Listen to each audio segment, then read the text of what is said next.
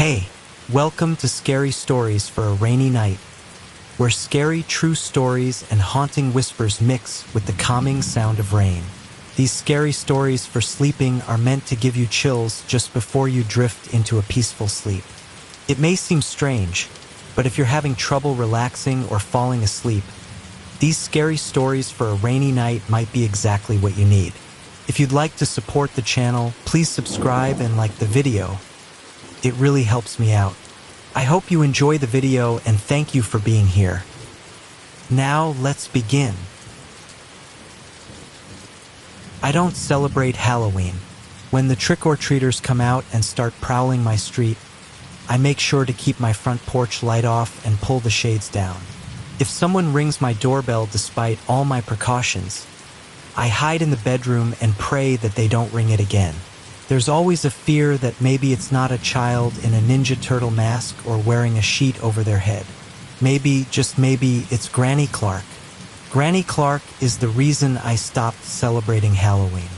Abigail Clark, known to everyone in Hollisfield as Granny Clark, was the kindest, sweetest old lady in existence. She lived in a little green house at the top of Tamarack Lane, one that bordered a broad expanse of forest. She'd lived there as long as anyone could remember. Someone once told me she was over 100 years old, and nobody within earshot challenged the claim. I absolutely believed them. Juniper Street, the street I lived on, just happened to touch that same forest as Granny Clark's. There was a path that wound through the woods, all the way up the hill to her driveway. Many an afternoon was spent playing in those woods, climbing trees, building forts out of sticks, or running down that winding path from Granny Clark's driveway to the end of Juniper Street, pretending wolves were biting at my heels. I always felt somewhat unnerved being around Granny Clark. Maybe it was the way she walked, all hunched over, her arms bent at the elbows like a tyrannosaurus. Maybe it was her shock white hair that stuck out in all directions. Or maybe it was the way I could see her blood vessels clear as day through her translucent, liver-spotted skin, and the way her fingers seemed unnaturally long and thin.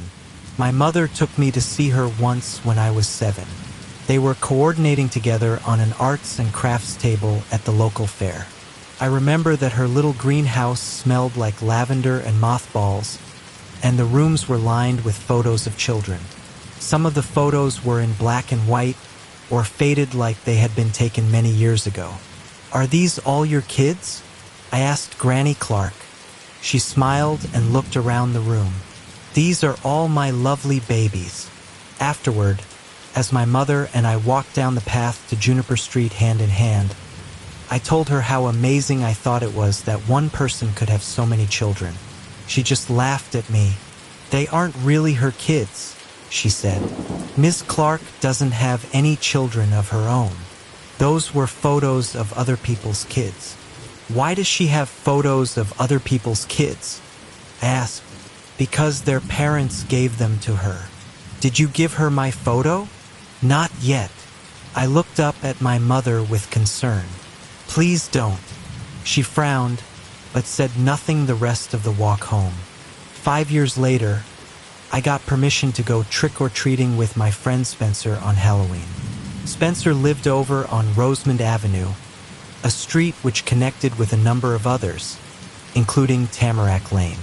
The neighborhoods over and around Rosemond were considered the best area for trick-or-treating in town, far superior to the neighborhood down around my neck of the woods. Together, we convinced both our parents that we were old enough to go on our own. What I didn't know at the time was that Spencer had other plans. When my dad dropped me off at Spencer's doorstep in my pirate costume, complete with eye patch, black marker goatee, and stuffed parrot velcroed to my shoulder, Spencer was already outside, sitting on the front stoop. He was going as either a zombie or an accident victim. I never really asked. His clothes were all torn and covered in stage blood, and he'd used some sort of wax to create open sores on his arms and face. I was genuinely impressed with the amount of work he'd put into making himself look grotesque. Once my father's car rolled out of sight, Spencer grabbed me by the arm and hauled me around the side of his house to the garage. "Listen," he said, "you have to help me pull something off. It better not be your pants." "Ha ha." He gave me a serious look. Josh dared me to prank old Granny Clark.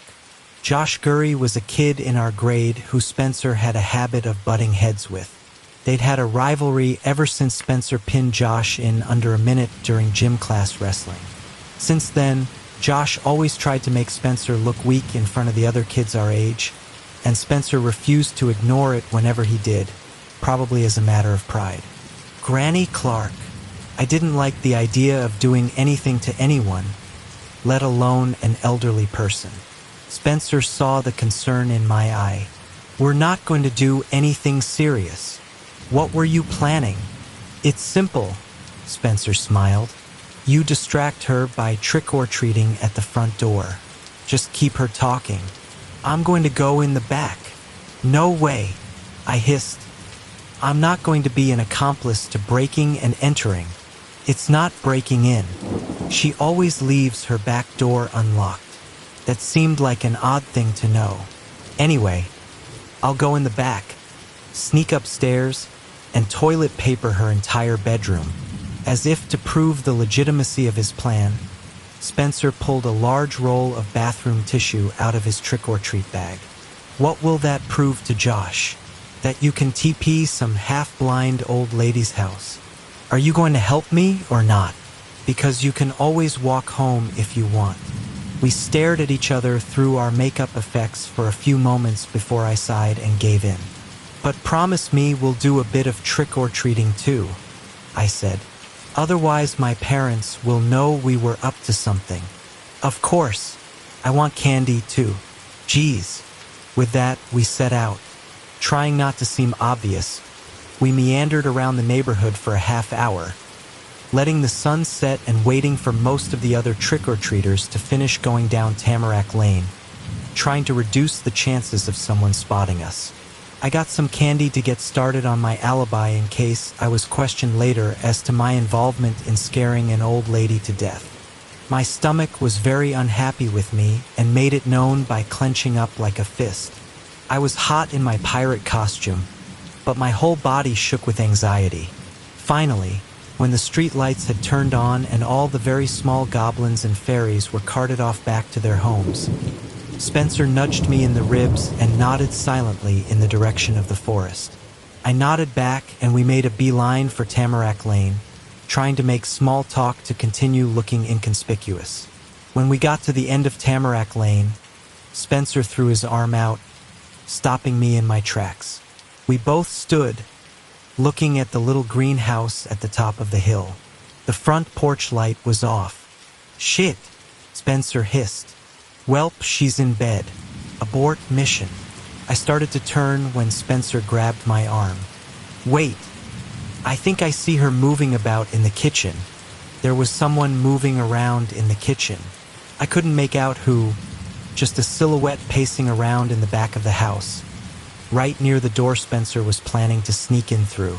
Spencer reached into his trick-or-treat bag, fumbling around for a minute before pulling something out and shoving it into my chest.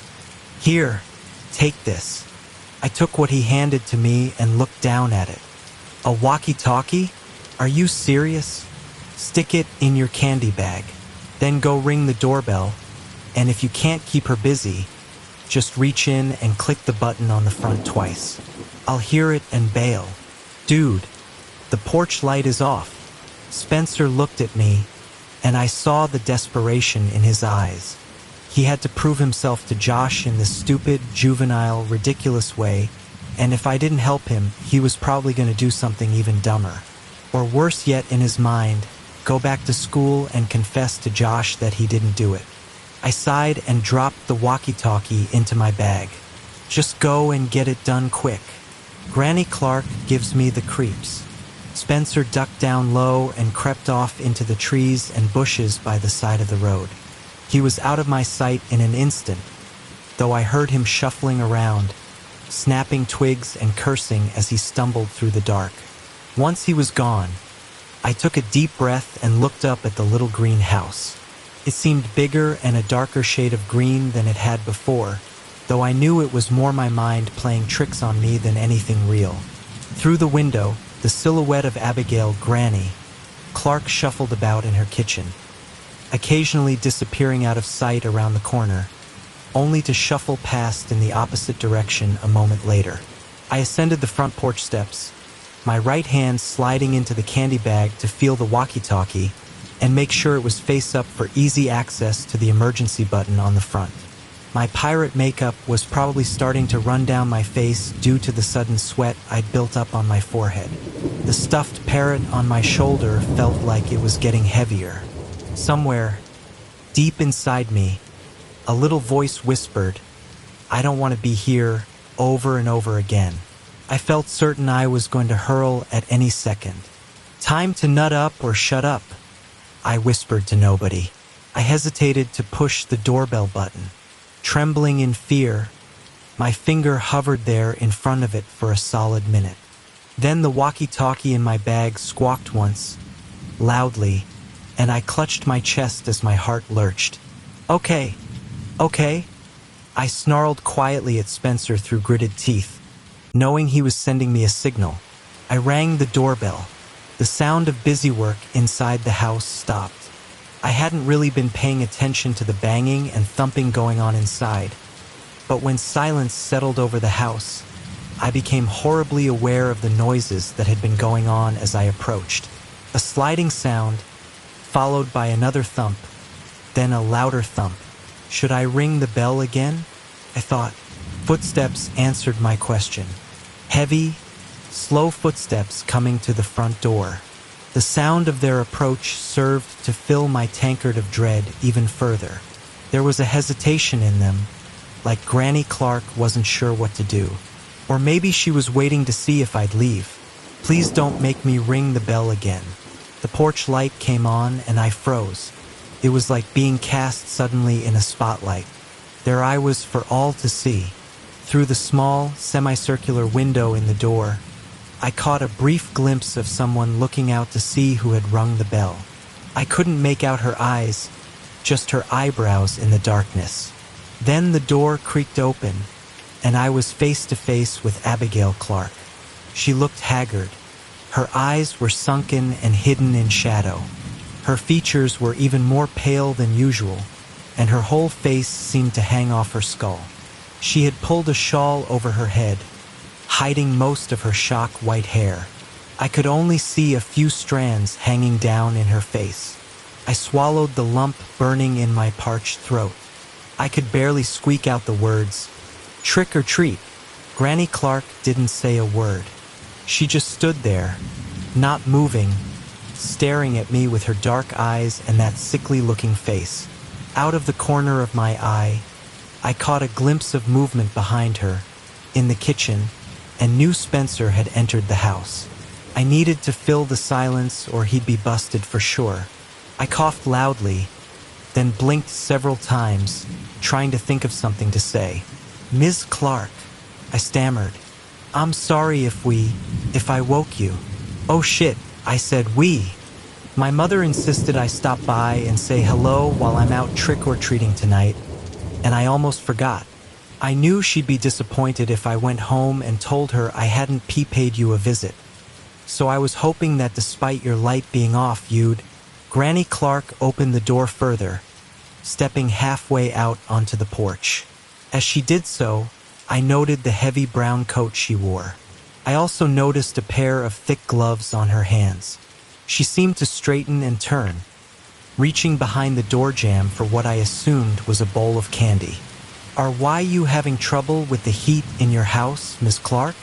I could hear myself, and it sounded like I was going to cry. Why wasn't she speaking? One gloved hand beckoned me closer. Her breathing sounded labored and ragged, every exhalation gurgling like a diver using a snorkel. The expression on her face never changed. There was no sign of the joy or excitement I had seen every time I'd visited her in the past. She seemed like an entirely different woman, and I felt sensations of discomfort and fear battling each other in my gut. I stepped closer, holding my bag out, when a heavy thump came from the back of the house, followed quickly by a clatter of dishes shattering on the floor. Granny Clark and I both stiffened. Oh shit, I thought. Granny Clark turned her head in the direction of the kitchen, where Spencer seemed determined to make as much noise as he possibly could. It sounded like he had started having a seizure back there and was flopping around on the kitchen tiles, slapping everything in sight.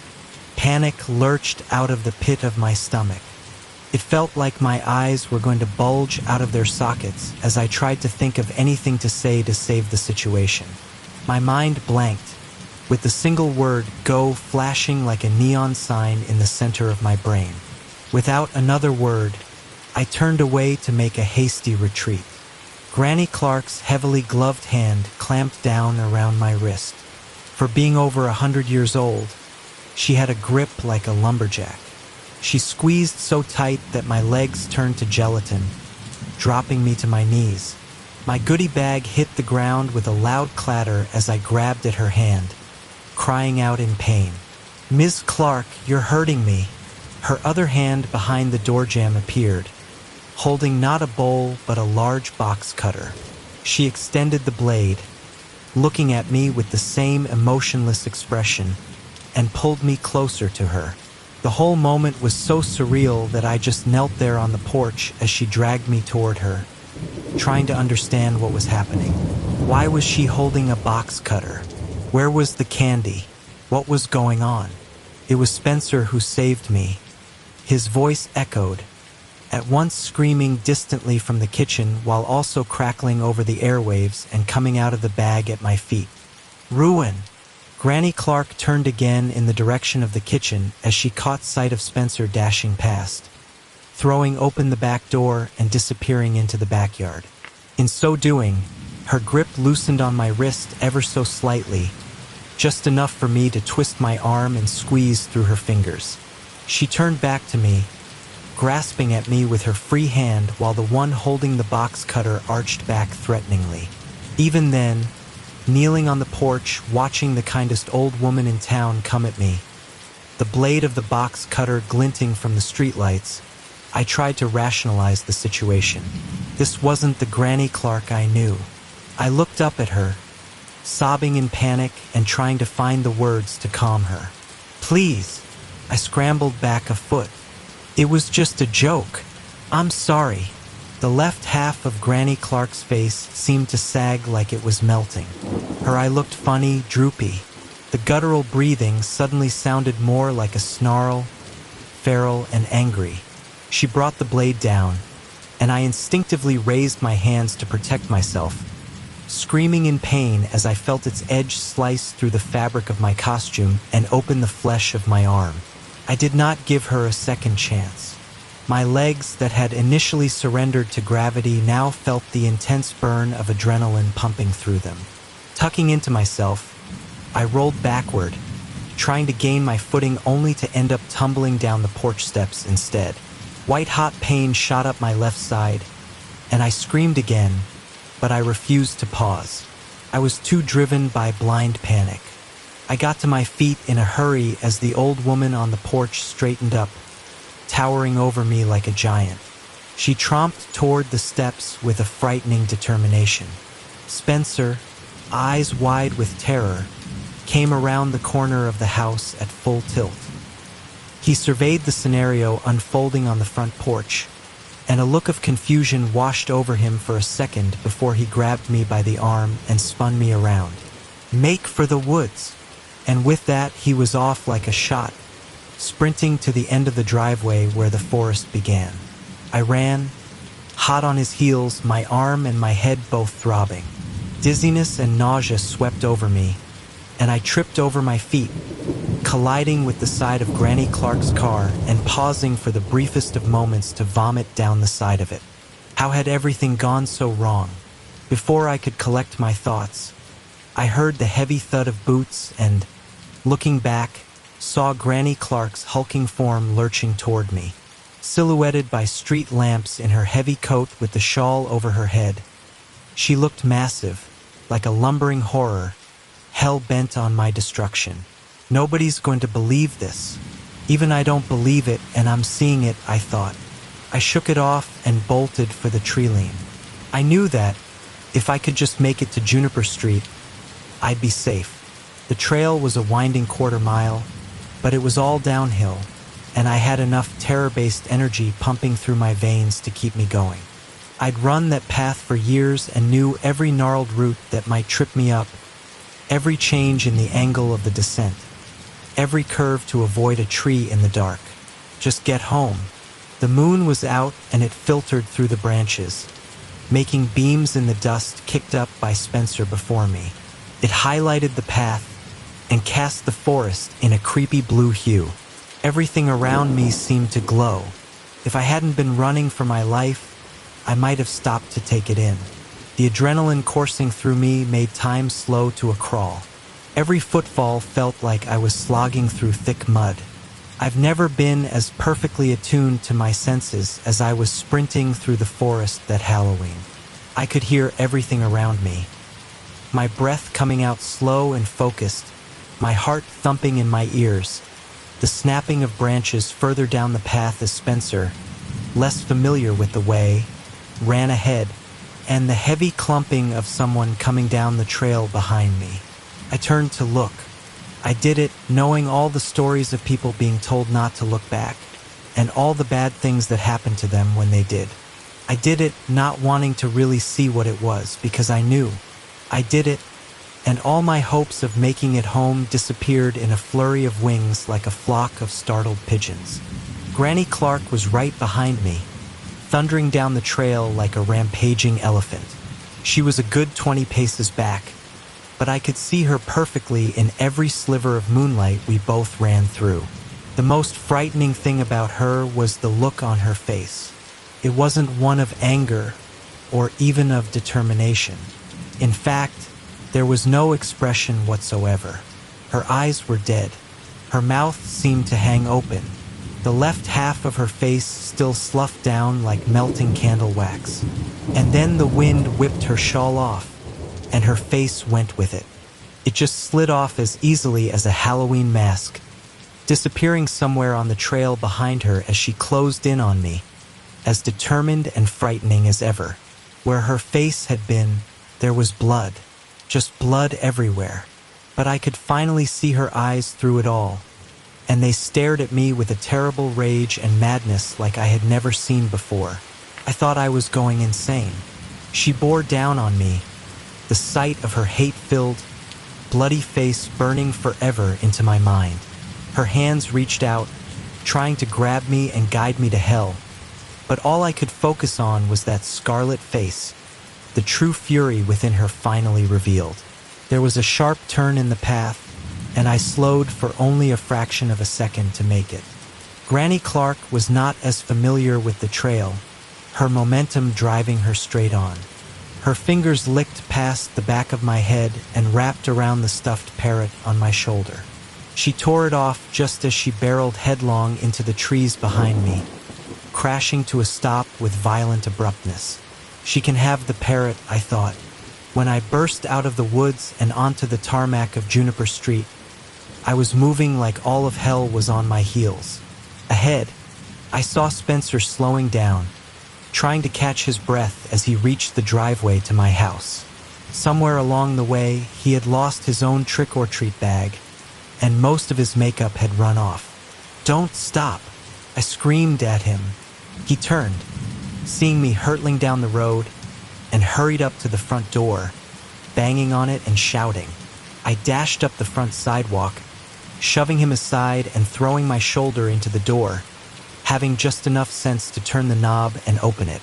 We fell over each other on the landing, and Spencer kicked futilely, trying to close the door behind him. I climbed over him and slammed it shut before deadbolting it and leaning my full weight against it. I broke down into tears while clutching my arm. "Jesus Christ!"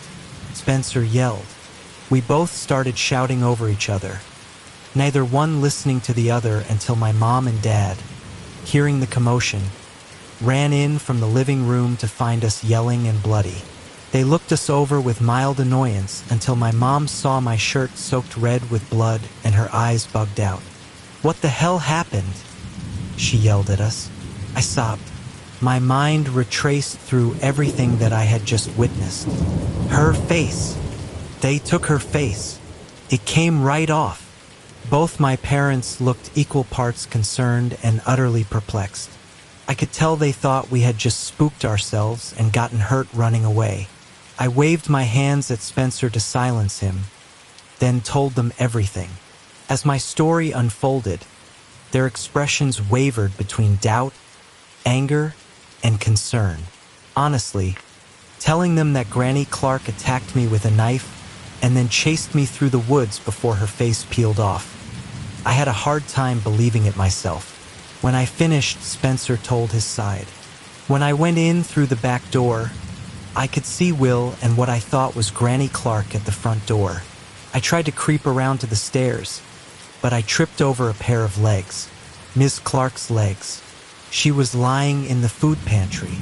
I'd never seen Spencer cry before, but his eyes welled up with tears as he continued. Her face was missing. I could see all the stuff underneath. They had pulled it all right off, just like peeling an orange. Jesus, Mary, and Joseph, they took her face. My mom disappeared into the kitchen, where I could hear her using the phone to call the police. My father stood there, shaking his head in disbelief at us. Spencer and I locked eyes. That wasn't her, Spencer's voice cracked. I realized it wasn't her on the porch, and I told you to run. I'm so sorry. I hugged him, forgetting the pain in my arm for a moment as he balled his fists up in my shirt and buried his face in my chest, adding his tears to the blood and sweat I was thoroughly soaked in. I'm so sorry. When the police got to Abigail Clark's house, they found her just as Spencer had described. Her throat had been slit, and all the flesh on her face had been removed. In the woods, they found the remains of her face, cut from ear to ear and worn like a mask. They also found my stuffed parrot lying in the leaves by a blood-covered tree at the turn that had saved me. One of the branches on the tree was snapped and dripping with the blood. Even more was found where the path opened out onto Juniper Street, but after that, the trail went cold. They found the killer a day later, an unemployed carpenter from 2 towns over with a history of violence. He checked into the hospital with a gouged-out eye, claiming he had accidentally impaled himself while hanging a picture. Apparently, his blood work came back with 2 different types on him, one of which was identified as Abigail Clark's. Thankfully, he confessed, saving the police from having to ask Spencer or I if we could identify him. Neither of us would have been able to, and neither of us wanted to ever see him again. I do see him, though, regularly. Whenever the scar on my arm flares up and my dreams turn to running down that moonlit trail in the woods with him just 10 steps behind me. Of course, the face I see isn't his. It's always Granny Clark's face, devoid of emotion, yet every step filled with anger, determined to catch me and put me in the ground. Granny Clark, the most beloved person Hollisfield has ever known, is the monster that haunts my worst nightmares.